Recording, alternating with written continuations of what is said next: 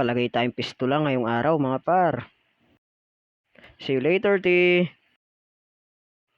At syempre, magkokotse tayo ngayong araw mga par. Malayo-layo ang biyahe natin.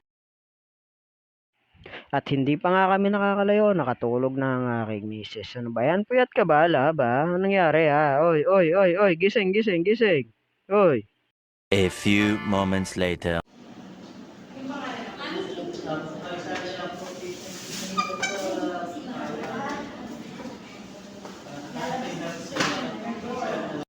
A few moments later.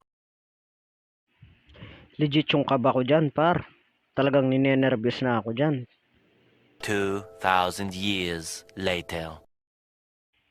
After successful operation mga par, kailangan natin i-close open yung kamay natin para mabuhay yung ugat natin na pinaglalagyan ng pistola sa ating kaliwang kamay mga par. At kami magpapauwi na rin dito mga par. Ingat kami.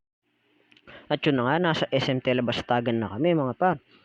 Dito magdoble ingat kayo sa daanan kasi medyo nakakatakot yung daanan ngayon dito. Ginagawa yata kaya ganito. Napakadelikado nito para sa mga nakasingle na motor mga par.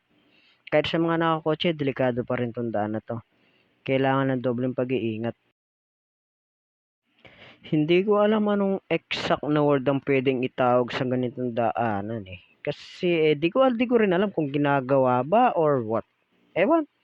Basta doble ingat na lang palagi mga par. Masarap pa rin ang nabubuhay sa mundong ibabaw.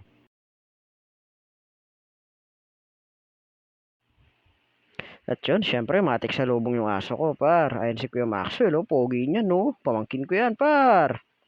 At yun, bahay na tayo, mga par. Medyo magarot na siya dyan, pero kailangan tiisin, mga par.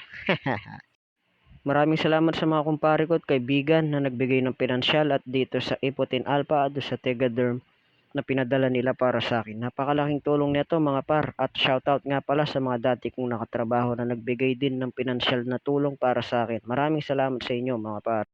Shoutout nga pala sa kumpare ko. Ingat lagi dyan par.